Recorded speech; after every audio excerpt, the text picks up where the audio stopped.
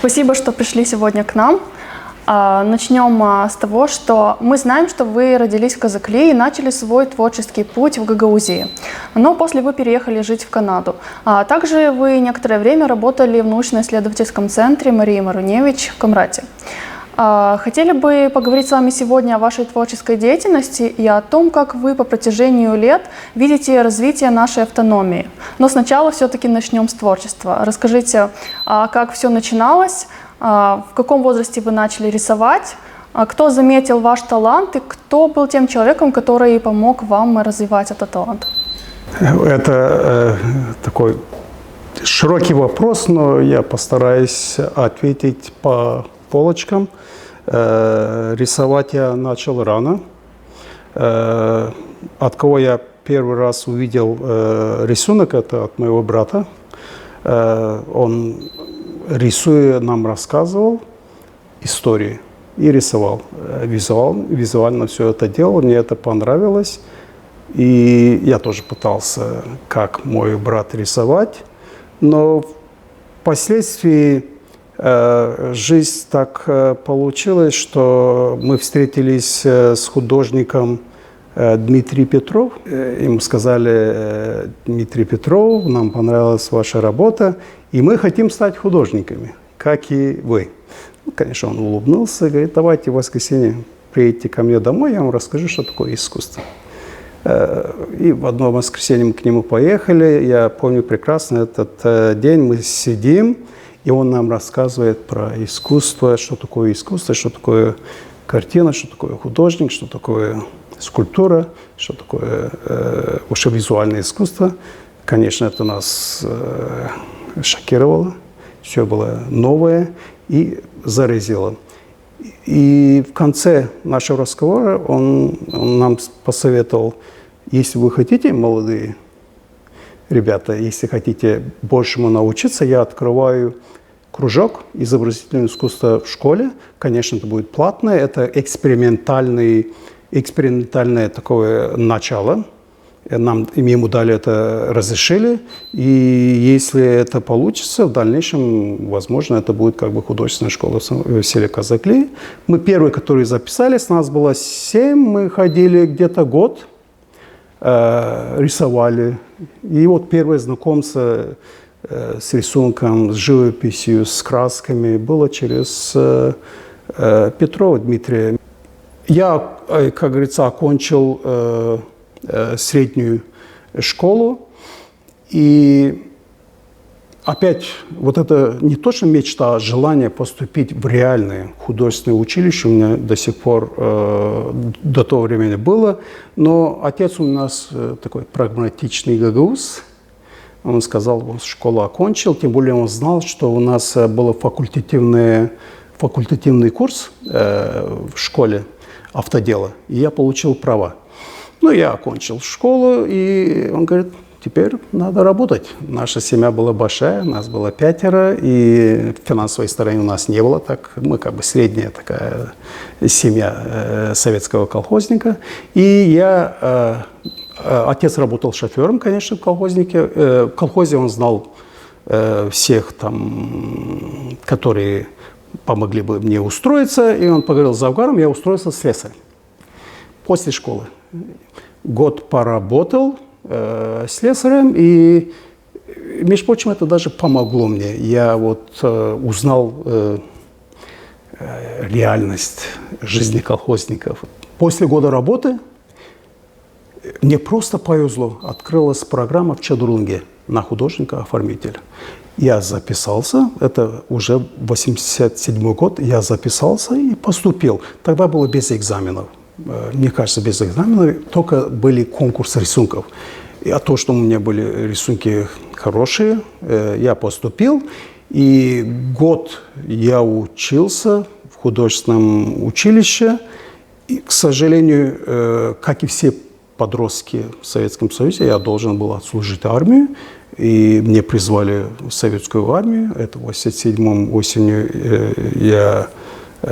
призвали меня в армию, 2 года отслужил в Германии. Когда приехал с Германии, программу закрыли. И я не знаю от кого-то, но я узнал, что в Камрате открыли ту же самую программу. Подал документы, и они меня приняли сразу же на второй курс. И моим преподавателем был Блах Петр Николаевич. Ну и вот после того, как я закончил, если так посмотреть мой творческий путь, я закончил художественную программу, я получил диплом художника-оформителя, но это не говорит о том, что я стал художником. Это такая узкая специализация, как художник, и это не хватало для моего дальнейшего образования, и я решил продолжить. И Савастин Дмитрий посоветовал мне поехать в Баку и поступить в колледж, художественный колледж именно Азимазимзаде, потому что в то время требовались учителя рисования, которые владеют хорошо гагаузским языком. Я поехал, поступил, но, к сожалению, вот в 92-м началась война в Азербайджане между Азербайджаном и Арменией. Школы все закрылись, учителя уже не приезжали на занятия, и я оставил. Приехал опять Молдову, в Гагаузию. У нас как раз была Гагаузская республика, непризнанная. И как раз открылись дипломатические отношения между Турцией и Молдовой. И в 1992 году они принимали студентов, первых студентов гагаузов в Турецкую республику. Количество было где-то 76 студентов, и среди них 4 были художниками. И я опять сдал экзамены, я попал в этот список, и мы поехали в Турцию. В Турции, в Бурсе, я закончил Тюмер на турецком языке, то есть мы обучались все лето, и в 1993 году мы поступили в университет. Я тогда поступил в Мармара университет, Güzel Sanatlar, это искусство, отделение искусства, но я оставался в европейской части Стамбула. И поэтому постоянная дорога 2 часа туда на учебу, 2 часа обратно, меня это все, как сказать, занимало много времени, и я попросил, чтобы меня перевели на Мимар Синан. Это был один из самых прогрессивных университетов в Турции, связанных с искусством. И меня перевели, и я закончил художественную карьеру именно в Мимар Синане, в студии Ниши-Эрдок. Ниши-Эрдок – это одна из известных художников Турции. И в 1996 году я поступил в юксек-лисанс в магистратуру. Уже сам поступил. Год проучился, но мне не хватало английского языка. И я решил опять взять курсы английского. Я взял курсы. Но от того, что у меня не было такого, знаете, вот есть люди, которым быстро даются языки, мне очень трудно даются языки, и мне нужна была практика разговорная. И у меня получилось, что я поехал в Англию, в Лондон. Я поехал с целью изучить английский язык и также найти, что продолжить учебу, магистратуру в Англии. То есть год учился в Стамбуле, а 2-й год именно в Англии, в Лондоне. Но когда я туда приехал и узнал цены, цены для меня в то время были дорогие. И я 2 года проработал в Англии как коммерческий художник. То есть я рисовал портреты, комиссионные, писал, и я как бы жил на это, и действительно хорошо и зарабатывал. Хорошо зарабатывал, но все-таки как коммерческий художник. Первая моя выставка как художник, персональная выставка была в Стамбуле. В Стамбуле это, если я вам покажу эту работу, это вот эта работа, вот это каталог, это как бы моя первая выставка. И вторая выставка была в Анкаре, тоже персональная выставка. После этого период такой, как бы переходной период. И уже третья выставка персональная у меня открылась в Торонто. После Торонто у меня персональная выставка открылась в Берлине. И из Берлина опять Торонто. И у меня моих персональных выставок было 5. И очень много групповых выставок. И из проданных работ я 88 работ продал. Из них есть и коллекционеры. Даже есть первый президент Турции Таyyip Эрдоğan. Он еще был тогда мэром Истамбула. Он купил у меня работу. Но мои работы в основном, сколько работы я сделал, наверное, где-то 500. В Канаде, знаете, очень простое отношение к художникам. Если художник продает работы, значит, ты художник. Если ты не продаешь работы, занимайся другим делом. Вот такое простое отношение. Это очень плохо, конечно, но вот Канада, реальность Канады в данное время – это отношение к художникам как к ремесленнику. Продаешь – живешь, не продаешь – занимайся. А в других странах по-другому? Да, в Европе, вы знаете, вот, например, есть страны, да, Франция, Голландия, там жили великие художники, и там создались великие музеи, и на этих музеях сейчас государство зарабатывает деньги, потому что посещаемость этих стран только из-за музеев, если, наверное, вы в курсе, только в самом Амстердаме, в Голландии, в год посещают 20 миллионов туристов, и там практически несколько музеев, кого они смотрят, это Рембрандта, Винсента Ван Гога и Дельфского, Вермеера. Это вот именно посещаемость. Вот, ну, конечно, там много художников, и Рубенс, я не хочу там, как говорится, и мой любимый художник Брейгель, он тоже, хотя он считается фламандским, да, но это у него корни все равно голландские. И я просто хочу сказать, что в данное время, например, вот в Гагаузии, да, у нас даже нету Гагаузия, вот 33 года. Не будем считать тогда республику, вот официально в 1994 году Молдова признала автономию, но у нас ни один башкан, начиная от Табушника, Формузала, Влаха, даже не было такой идеи создать музей искусства Гагаузии, где бы работы наших художников, которые уже и в живых нету, это Савастин, Влах. Между прочим, вот я взял Влаха работу и поставил, потому что для меня это был великий художник. Айоглу, Арабаджи и многие другие художники, которые никто не покупает, их работы уходят. Савастин скончался, работа находится, наверное, только у него сына. У Петра Влаха, когда он скончался, там началось мародерство с его работами. И разве что, спасибо, некоторые музеи держат его работы.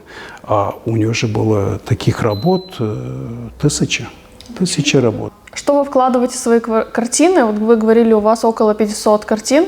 О чем вы в основном пишете и какое место занимает в этом Гагаузия? Мой творческий путь менялся. Менялся с возрастом, менялся с мировоззрением и менялся со взглядами.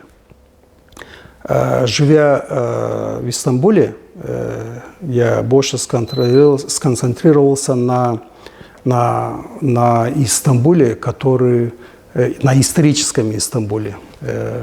Эти старые дома, балконы, деревянные дома. Вот это для меня как бы произвело эффект, сама история Стамбула. Когда я переехал в Торонто первые дни, вот после 5 лет работы, и я переехал на творчество, это как бы связанное с гагузской культурой. Это самобытность гагузского народа, это религия, это культура, это быт. Я даже, когда в Германии сделал выставку, я посвятил именно культуре, гагузской культуре. После этого я перешел к натюрмортам. В определенное время рисовал натюрморты, несколько лет рисовал натюрморты. Потом я перешел на пейзажи. Мне нравились пейзажи Антария. В чем-то сходились с нашим Буджаком, но она была более зеленее, и цвета были яркие. И что мне больше всего поражало, в Антарии это красный цвет деревьев, красные листья, оранжевые, желтые. Но это осень в Канаде – это одно из самых прекрасных времен года. И поэтому я создавал серию пейзажей. В последнее время я делаю портреты. Рисую портреты. Есть даже комиссионные работы здесь, в Гагаузе, и в симпозиуме, который я организовал, экспериментальном симпозиуме. Мой близкий друг, он позировал, я тоже рисовал портрет, поэтому у меня меняется как художник. Вот все зависит от того, что на меня подействовало сильно. Если какая-то тематика подействовала, или я что-то читаю, перечитал много, и вот бабах, и мне это нравится, или я хочу это сделать, или я сам себя как бы заставляю к этому. Вы знаете, вот как я вам говорил, в Канаде для того, чтобы не забыть гагузский язык, я же 20 лет фактически ни с кем не говорил на гагузском языке. 20 лет, представь себе, если я не говорил на гагузском, я это забуду. Я как-то включал и заставлял себя думать на гагузском, чтобы не забыть слова, и писал. И писал на гагузском, чтобы было какое-то общение. И вот мой творческий путь, вот именно вот так и все сходилось. Все было близко к моей культуре, традиции. До сих пор для меня капра, колода, афа, вот эти праздники, мое детство, как это прошло, вот этот,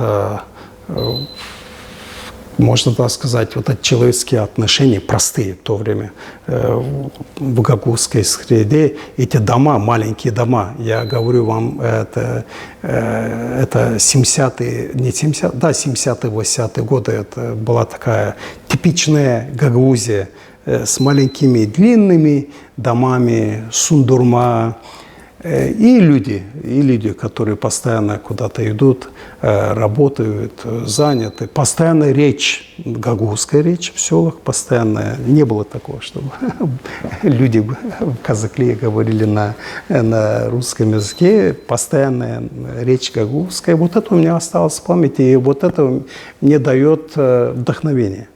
Вдохновение для создания картин. Ну, а портреты – это всегда какая-то личность, разговор или сделанное с этим человеком, или написание книги, или создание чего-то. Это меня интересует, и мне хочется написать портрет этого человека. Вы думаете, мы же культурная автономия, по крайней мере, так себя позиционируем, у наших художников.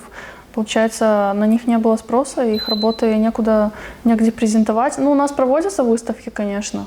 Ну, я вам скажу, у нас не только культурная автономия, у нас политически культурная автономия, давайте так скажем. К сожалению, почему в культурной части мы не развалились? Потому что башканы, которые избирал наш народ, они или не любили гагаузов. Если начнем с табунщика, табунщик коммунист, мне кажется, когда его избрали башканом, это вообще это было как бы абсурдом, потому что этот человек был против автономии. Он боролся против автономии. И он боролся против автономии, и его избрали после этого башканом. И табунщик он так и не понял. Он башкан района, наверное, или автономии. Он так и не понял, что гагаузы тысячи лет старались создать автономию, какую-нибудь такую, знаешь, часть, где они могли бы сохранить культуру. И эти все три башкана, они всегда говорили, знаете, надо сначала развивать экономику, а культура пусть подождет, язык подождет. Да, вот это смешно, но вот они этим и занимались. То есть они во-первых, и экономисты плохие, начиная от коммуниста табунщика, артиллериста Формузала и комсомолки Ирины Влах, они и экономисты плохие. И кроме того, от того, что они экономисты плохие, у них не было любви к гагаузской культуре, у них не было любви к гагаузскому языку. Поэтому для них искусство, развитие искусства гагаузов, это пусть сами развиваются, как хотят. Не было программы, к сожалению. Насчет Ирины Влах. Последние полгода, по окончании ее второго мандата, она ездила по населенным пунктам с концертами, и Дюзова, и другие коллективы, и презентовала это так, что она хочет, чтобы все районы Молдовы узнали о гагаузах, о Гагаузии, и презентовала это так, что она хочет развивать именно культурную часть автономии. Кто-то посчитал, что это пиар, кто-то подумал, что ну наконец-то занялись уже этой культурной частью нашей автономии. Вы как на это смотрите? Я смотрю как на пиар, потому что танцы и песни – это 5% от культуры гагаузов. Ирина Влах занималась своим личным амбициозным планом, чтобы вся Молдова узнала, кто такая Ирина Влах, чтобы она подготовила себя на будущее, чтобы пойти на кандидат в президенты Молдовы. То, что они сделали, они тратили в бюджете деньги, которые должны были пойти на развитие культуры и языка, они тратили на песни и пляски. Кстати, мы в бюджете так и не нашли вот эту категорию. «Познавая Гагаузию через культуру», так называлась эта программа. Мы так и не нашли, чтобы она была утверждена. Но сказали, что деньги, да, из бюджета Гагаузии. Да, деньги были, но они не тратили для этого. Даже Семенова, вот она отдел культуры, да, и вот спрашивается, а кроме танцев и песен есть другая? У нас же должны создаваться симфонический оркестр. Должен быть. У нас должны создаваться не только духовые оркестры, есть разный вид музыки. И отдавать деньги только для танцевальных коллективов и для певцов. Певцы, вы знаете, в других государствах они сами себе устраивают концерты. И если кто-то приходит на концерты, они за это и получают деньги. А в данное время Семенова и Влах, они спонсировали эти коллективы ради своих амбициозных планов. То есть и Семенов, и Влах, они не знают, что такое развитие искусства. Кроме этого, у нас, Молдова. В Молдове есть и Дом оперы и балета. У нас они сделали? Нет. Симфонический оркестр. Они создали хотя бы фундамент, чтобы наши дети учились. Вот, Ирина Влах, вы всегда дружили с Российской Федерацией. Классическая музыка очень развита в Российской Федерации. Пожалуйста, надо было сказать, помогите нам тоже как бы создать симфонический оркестр. И не первый год, а где-то через 20 лет должна быть программа. Между прочим, я постоянно с каждым башканом я встречался и говорил, чтобы они писали.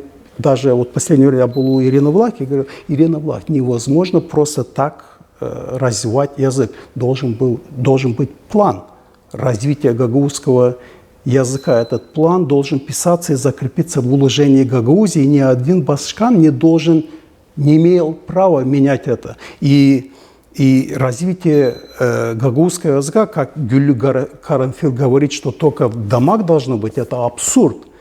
Если в государстве, в школах отсутствует язык той нации, это не будет развития. И самая большая ошибка в гагаузской автономии это дало придачу русскому языку государственного языка Гагаузии. Не переходного языка, а именно государственного языка. И поэтому за 33 года автономии у нас все школы на 100% преподаются на русском языке. Просто наши 3 башкана – это Табунщик, Формузал и Влах – упустили шанс. Они не упустили шанс, они этого не хотели. У них не было любви к гагаузскому народу. Они использовали гагаузский народ для своих личных амбициозных планов быть башканом, получить известность, войти в историю, и на этом пропали. Евгения Гуцул – это абсурдность в данное время для гагаузской автономии, потому что в программе партии ШОР для Гагаузии абсолютно не было даже развития гагаузского языка и культуры.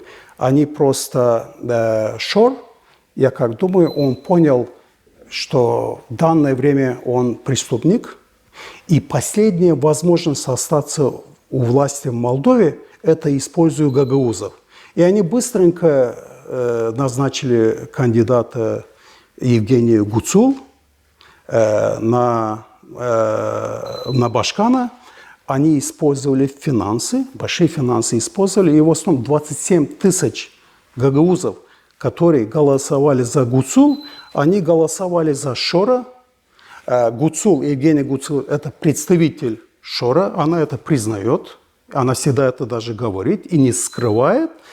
И Гуцул, если она умная женщина, а я верю, что она умная женщина, я думаю, она должна понять ситуацию, что она не башкан Гагаузии. Самое главное, и они знают прекрасно, что в данное время это развитие гагаузского языка, и чтобы этот гагаузский язык был в школах. Если гагаузский язык не будет в школах, не будет этого языка. Никогда не будет развиваться. Вот все говорят, дома должны говорить. Нет, если это будет в школах, если будет это в училище, если будет это в банках, если это будет в исполкоме, если будет это в народном собрании, если будет это на улице, в автобусе, в автостанциях, названия все будут на гагаузском языке. У нас, знаете, я живу в Канаде, есть провинция Кубек. Французы живут. Французы. Они могут взять свою культуру, книги через Французскую республику. Нет, они делают правила. Вот это действительно федерация в Канаде. То есть Кубек запрещает изучение английского языка в Кубеке ради сохранения французского языка. У них своя иммиграция. Они говорят Канаде: не, Канада, вы не дадите нам права, кого я должен брать. Это я буду принимать решение, какого иммигранта привезти в Кубек. Канада там ничего не может решать. Вот именно таким способом, жестким способом они решают языковую проблему. И мне обидно, что в данное время страны, которые уже экономически так развиты, все думают, как посадить космический корабль в Луну, а мы, гагаузы, до сих пор думаем о том, как нам спасти гагаузский язык. Смешно же. Пытались, да, сделать 2 или 3 предмета на гагаузском языке в школе, но некоторые родители были против, по крайней мере, это так презентовалось. Хотя не было никакого опроса, кто против, кто нет. По-моему, некоторые представители партии социалистов разъясняли русский язык, что какой-то уже якобы национализм начинается, почему гагаузы будут ущемлять и болгаров, и других национальностей, их дети, которые не знают гагаузский, как они будут обучаться. Это смешно. Это смешно. Во-первых, Гагаузия – это место для сохранения гагаузской культуры. Во-вторых, те, которые говорят, что это ущемляем болгаров, абсолютно нет у нас такого, что мы ущемляем болгаров. Болгары спокойно изучают болгарский язык в школах, и они могут даже взять этот болгарский язык это с Болгарии. В Молдавии есть болгарский центр, район, болгарский центр, это Таракли. Болгары могут взять оттуда всю культуру, а люди, которые живут в Гагаузии, должны понять, это вот русские, украинцы, молдаване, они должны понять, что гагаузов нигде в мире больше государственного образования нету, только здесь. И даже если русский будет изучать гагаузский язык, что в этом плохого? Что мы отберем у него русский язык, или мы у украинца, или у молдаванина, или у болгарина отберем болгарский язык? Нет. Они знают прекрасно болгарский язык и будут изучать гагаузский язык. Должен быть закон. В Гагаузии должен работать закон. И не надо бояться, что будет какой-то национализм. Нет, мы защищаем свой язык, и этот язык надо защищать жестко. Писатели наши, которые пишут на гагаузском языке, они обречены на... Кому они пишут? Если никто не говорит на гагаузском языке, вот они что, не понимают? И главное, вот все писатели пессимисты. Все пессимисты, они только ждут, чтобы исполком им выделил деньги, напечатали книги, они такие гордые, у нас книга есть, я писатель. А никто не читает их книги, потому что никто даже и не знает гагаузский язык. А через 30 лет вот то, что они писали, на гагаузском будет выбрасываться мусор, потому что никто и не читает эти книги. Так что я вот говорю, дорогие писатели, для кого вы пишете на гагаузском языке? Для себя? Если для себя пишете, так и напишите. Эта книга для меня лично на гагаузском языке, и только я буду его читать. А выходит так, что художники борются за развитие культуры и гагаузского языка, а наши писатели все пассивные, там, сидят дома, там, что-то пишут, там, это то. И даже мой, можно так сказать, человек, который влил столько культуры в меня, и любви к гагаузскому народу, это Степан Булгар, он столько мне влил вот ценного. Да, спасибо ему. Но в данное время и он, к сожалению, многие книги, он самый,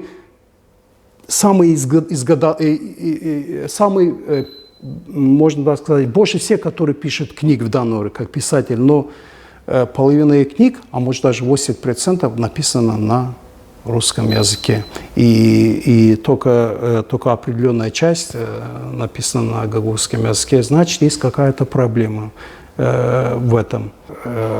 Десятки тысяч по всему миру маленьких национальностей, которые стараются сохранить. Это же большая красота, так ведь, когда национальности сохраняют свою культуру, потому что, сохраняя свой язык и культуру, мы даем какую-то ценность, оставляем ценность для мирового человечества, потому что этот язык определенного народа, да, он со своим языком оставляет какую-то историю, какую-то часть, которая будет понятна для всего мира. И вот мы часть этого народа, и мы должны это делать. Вы планируете возвращаться в Канаду или какое-то время побыть в Гагаузии и здесь творить? Планы в этом году. Я месяц провел в Истамбуле, поездил по Чанаккале в Истамбуле. Я люблю Истамбул. Я считаю Турцию моей родной страной, потому что Турция бесплатно дала мне образование, художественное образование. И вот эта культура, турецкая культура воспитала меня. Хоть и там люди говорят, они мусульмане, не может быть такого. Нет, есть человеческий фактор. Мы близки. Религия – это религия. Надо просто общаться с правильными людьми. Поэтому я месяц на месяц, в этом году у меня были планы на месяц побыть в Турции и месяц в Гагаузии. Я приехал 7 августа и уеду 7 сентября. Это как раз месяц. И за этот месяц было многое, что я сделал. Конечно, планы рисовать, то есть писать, встречи с моими знакомыми людьми. А на будущее, да, я вижу свою старость я вижу в Гагаузии. Я вижу в Гагаузии, но мне хочется действительно Гагаузию. Мне не хочется какой-то там русский регион, где все говорят на гагаузском. Мне хочется дышать, мне хочется писать в гагаузской изюминке.